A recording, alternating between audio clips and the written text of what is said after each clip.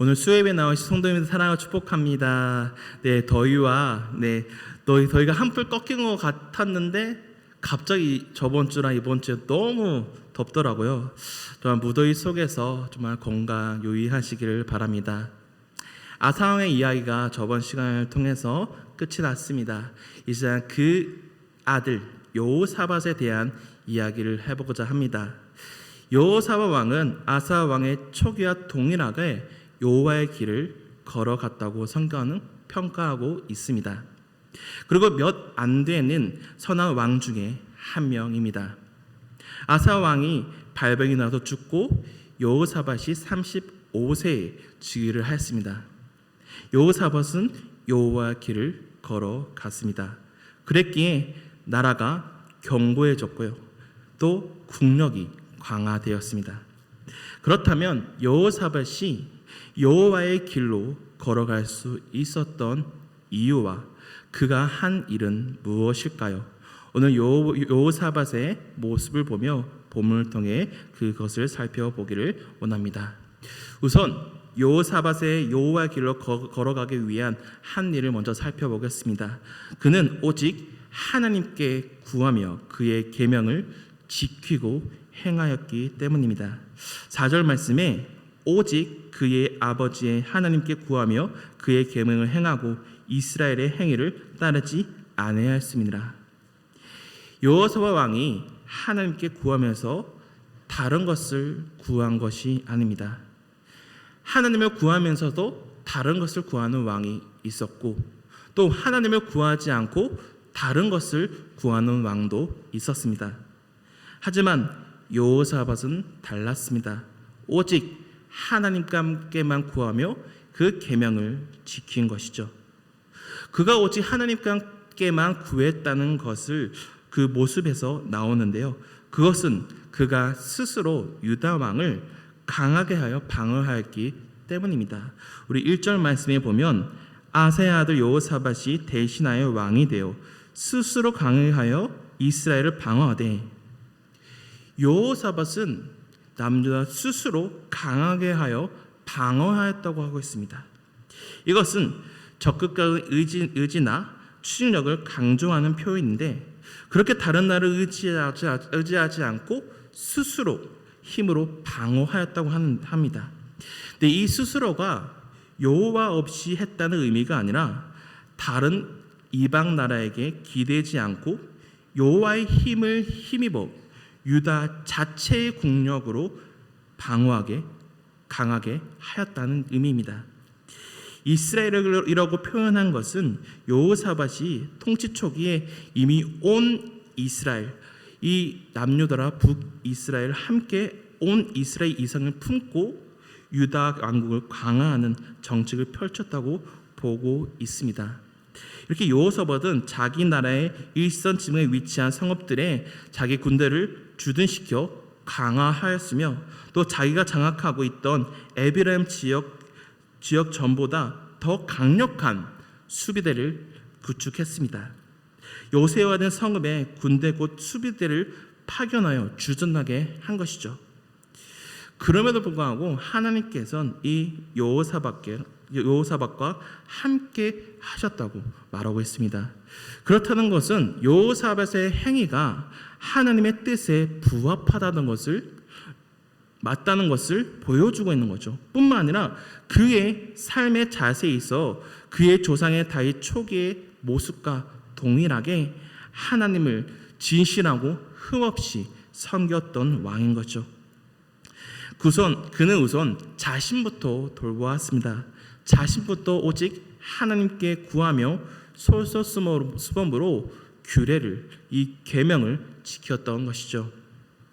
그리고 어려운 일을 만날 때 결코 이방 신들, 이방 나라들을 묻지 않고 의지하지 않고 오직 살아계신 하나님께 구하는 경건의 삶을 살았던 겁니다. 그리고 그는 어디까지나 하나님의 말씀을 따라 행하였고, 당시 북이스라엘의 인본주의적 행위를 쫓지 아니하였습니다. 그는 오직 하나님의 말씀을 따라 생활 규범을 갖고 살았던 사람인 거죠. 그러므로 그는 오직 하나님께 구하며 계명을 지킴으로 여호와의 길로 걸어갔던 겁니다. 그럼 여호사밧이 여호와의 길로 걸어갈 수 있었던 이유를 이번에 살펴보겠습니다. 그것은 여호와께서 그의 손에서 견고하게 하셨기 때문입니다. 여호와께서 여호사밧에게 이 나라를 견고하게 하셨다는 겁니다. 그의 손에서. 5절 말씀을 보겠습니다. 그러므로 여호와께서 나라를 그의 손에서 견고하게 하심에 유다 무리가 여호사밧에게 예물을 드렸으므로 그가 부귀와 영광을 크게 떨쳤더라. 여호사밧 왕이 오직 하나님께 구하며 계명을 지켰는데 여호와께서는 그 날을 이 여호사밧 왕의 손에서 견고하게 해주셨다는 겁니다. 그 나라를 잘 통치하도록 만들었다는 거죠. 그리고 이스라엘의 행위를 따르지 아니하였습니다. 그것은 바알들에게 구하지 않았다는 것을 말합니다. 여호사밧이 다스리던 시대에는 북이스라엘의 아하왕이 통치하던 시기입니다.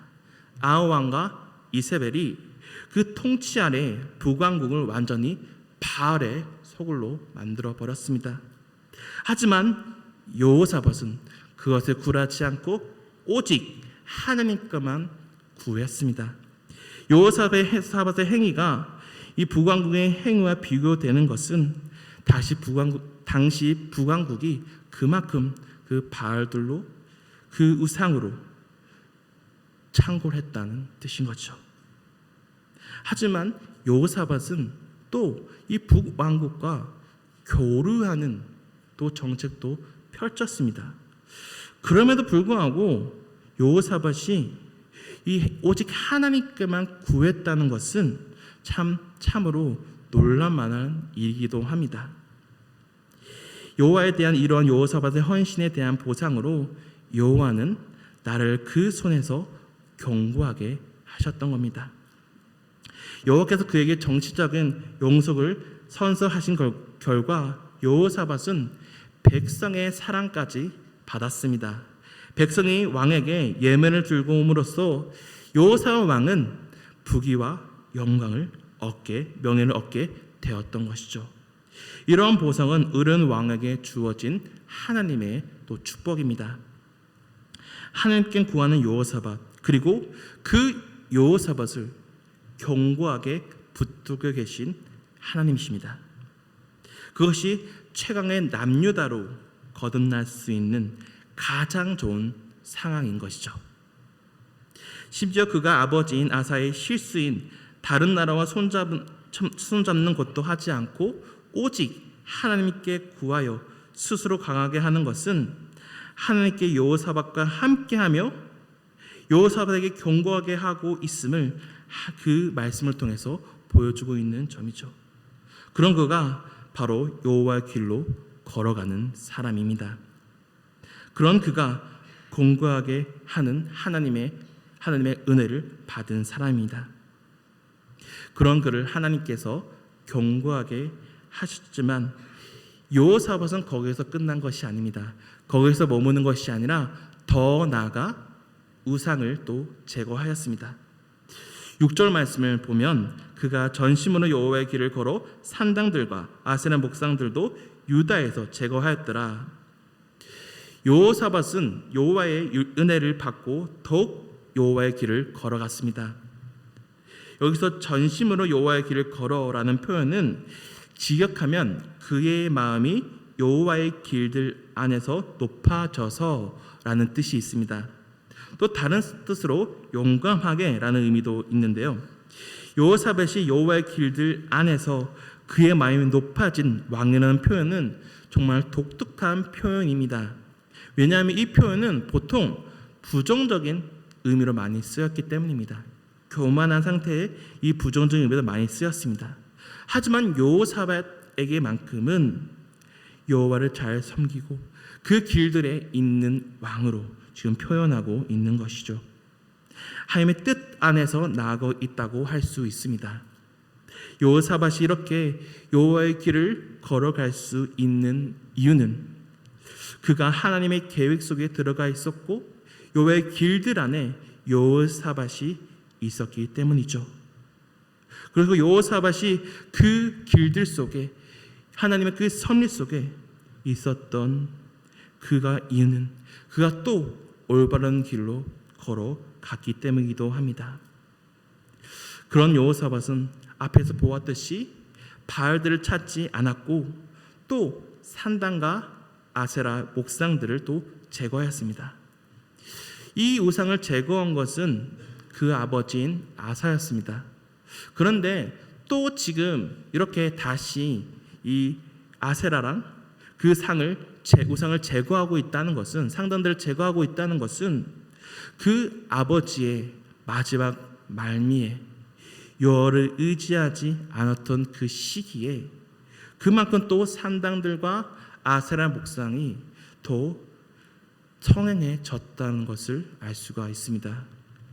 그러므로 이 여호사밧 왕은 여호와께서 그를 붙드사 그 날을 견고하게 함으로 여호와의 길로 걸어갈 수 있게 하셨습니다.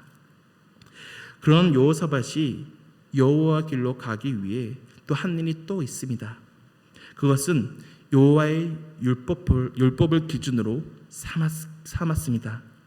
9절 말씀을 보면 그들이 여호와의 율법책을 가지고 유다에서 가르치되 그 모든 유다 성읍들로 두루 다니며 백성들을 가르쳤더라.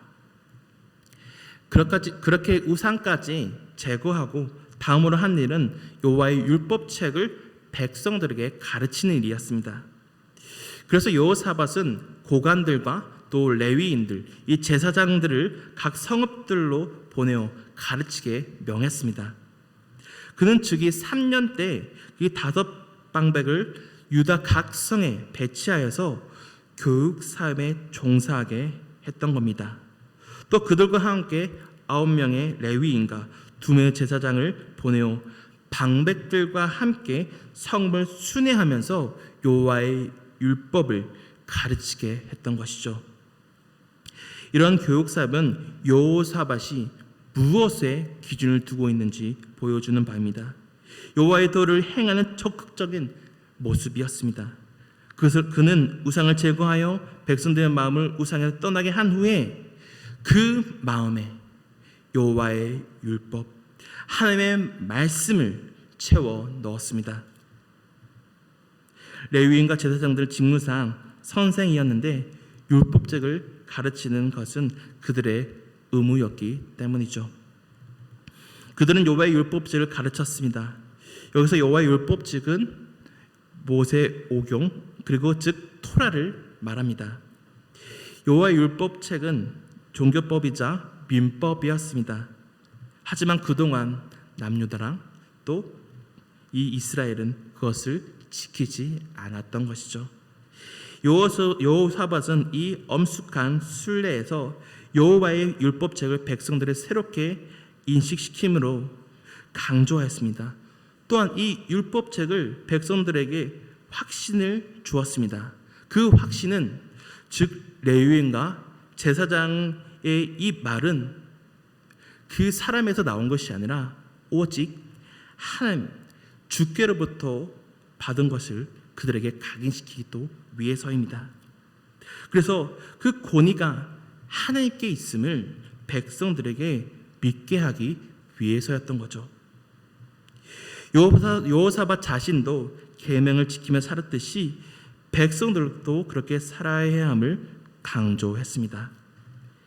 계명을 지켰다는 것은 토라를 가까이 했다는 것을 말하며 그것을 이 백성들의 마음과 생각에 심어주기를 원했던 것이죠. 그래서 그는 율법에 박식한 사람들을 끌어모아 유다 전역의 성읍을 돌아다니면서 그것을 전파했습니다. 그렇게 왕의 명령으로 율법책을 백성들로 배우게 되었습니다. 이것은 얼마나 여호사밧이 이 토라를 중요하게 여겼는지 알 수 있으며 그가 무엇을 기준으로 삼고 살았는지 볼 수 있습니다. 그는 오직 율법책을 기준으로 계명을 지키며 살아왔습니다. 그러므로 그는 여호와의 율법책을 기준으로 삼았고 그 율법책을 모든 백성의 가르침으로 여호와의 길로 걸어간 사람이었던 겁니다. 토라가 중심이 되니 백성들을 왕과 제사장의 말에 순종하게 되고 왕뿐만 아니라 온 유다 백성들이 여호와의 말씀을 청종할 수 있게 되었습니다. 이처럼 하나님의 말씀이 반드시 기준이 되어야 합니다. 오늘 말씀을 통해서 여호사밧이 여호와의 길을 걸어가기 위해 했던 일을 보았습니다. 그는 자신이 먼저 오직 하나님께 구하며 계명을 지켰고 북왕국처럼 바알을 찾지 않고 그리고 다른 나라를 구하지 않고 스스로 강하게 하여 이 자신의 아버지인 이 아사처럼 다른 나라를 의지하지 않았습니다. 그러니 그를 여호와께서 그의 손에서 나라를 견고하게 하셨습니다. 거기서 그치는 것이 아니라 우상을 제거하고 또 여호와의 율법책을 기준으로 삼았고 그것을 모든 백성들에게 고관들과 레위인과 또 제사장들에게 모든 성읍에서 가서 가르치게 하였습니다. 이렇게 여호와의 길로 걸어가니 하나님께서는 여호사밧과 함께 하셨습니다. 그리고는 나라를 견고하게 하셨습니다. 또 막강한 군사력을 보유하게 되어 국력이 강화되었습니다. 다른 나라가 조공을 바칠 정도로 그런 부강한 나라가 강력한 남유다가 되었던 것이죠. 우리는 이런 여호사밧을 보며 그의 아버지는 다른 나라를 의지해 이스라엘을 막은 것과 비유가 됨을 우리는 볼 수 있습니다. 여호사밧처럼 하나님께 구하고 다른 나라가 아니라 여호와의 힘을 힘입어서 스스로 나라를 강하게 할 때 나라가 견고하게 되는 것입니다. 그러므로 우리도 여호사밧이 율법책을 백성들에게 가르친 것처럼 우리에게 주어진 하나님의 말씀, 성경을 배우는 데 멈추지 말아야 합니다. 경건의 삶은 인내로 끝까지 해야 하는 것이죠. 하나님의 말씀을 기준으로 삼아 살아가야 하는 것이죠. 1973년 미국 프로 풋볼 리그에 마이애미 돌핀스라는 팀이 있었습니다. 이들은 이 시즌이 한 차례 패배도 없이 전체 시즌을 마감했다고 합니다. 부패 시즌인 거죠. 그것도 1972년 정규 시즌에서부터 슈퍼볼 대회까지 총 17번 게임을 다 승리했다는 사실입니다. 불패 시즌, 완전 막강한 시즌이 된 것입니다. 이런 돌핀스의 완벽한 성과는 대부분의 사람들을 놀라게 하였습니다. 불패하면 다윗이 떠올립니다. 다윗은 적을 차례차례 무찔렀습니다. 심지어 전망이 어두워 보이는 상황에서도 승리했죠. 그 승리는 하나님이 그에게 그 승리를 허락하셨음을 우리는 알고 있습니다. 하지만 그것만 있는 것이 아니었습니다.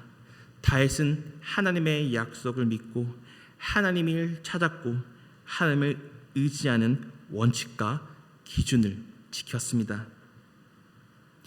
교회에서 예배를 매주 잘 드리며 살아가도 아사 왕처럼 초기에는 그렇게 여호와를 잘 찾다가도 다른 방법을 의지하며 살아갈 때가 너무나도 많습니다. 그렇게 하나하나씩 타협하다가 결국에는 중요한 시점에서 하나님께 묻지 않고 자기가 결정하는 사태까지 일어나죠. 여호사밧은 하나님을 구하고 계명을 지켰습니다. 그런데 그가 그렇게 여호와의 길로 걸어간 길은 철저히 하나님의 말씀, 토라를 기준으로 살아갔습니다. 다른 것은 다 변하지만 이 토라는 변하지 않았습니다. 말씀은 변하지 않습니다. 우리의 삶도 마찬가지죠. 세상은 계속 변합니다.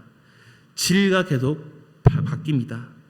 상식이 이제 비상식이 되어버린 시대인 거죠. 그럼 무엇을 가지고 기준으로 살아가겠습니까? 무엇을 기준으로 살아갈 수 있겠습니까? 오직 말씀입니다. 또 말씀을 보게 하시는 하나님의 강력한 힘을 믿어야 합니다. 성경에는 진리가 있으므로 세상을 바꿀 수 있는 힘이 있습니다. 진리가 없는 곳에는 힘이 없지만 진리가 있는 곳에는 막강한 힘이 있습니다. 그러면 이 자리에 오신 모든 성도님들은 여호사밧의 여호와의 길로 걸어간 길의 기준이 율법책인 것처럼 우리의 기준도 오직 성경에 두기를 원합니다. 여호사밧이 여호와의 길로 하나님과 동행하였습니다. 여호사밧은 철저히 원칙과 기준을 그 성경 토라에 두었습니다. 그는 오직 토라를 기준으로 원칙으로 철저히 계명을 지키며 살았습니다. 그런 그가 그렇게 살았던 것처럼 우리도 철저한 원칙과 기준을 삼아 살아가야 합니다. 그 원칙과 기준은 한 가지이죠. 바로 성경을 기준으로 삼아 살아가는 것입니다. 그런 삶으로 어떻게 걸어갈 수 있을까요? 우리 북서울 꿈의 교회가 교회 교육들과 훈련들이 많이 있습니다.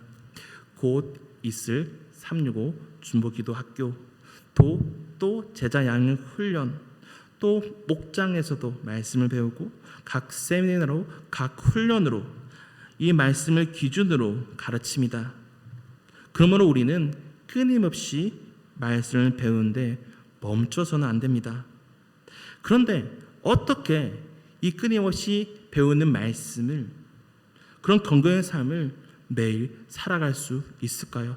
어떤 힘으로 우리가 매일 그렇게 끝까지 인내로서 살아갈 수 있을까요? 그건 우리의 힘으로는 불가능합니다.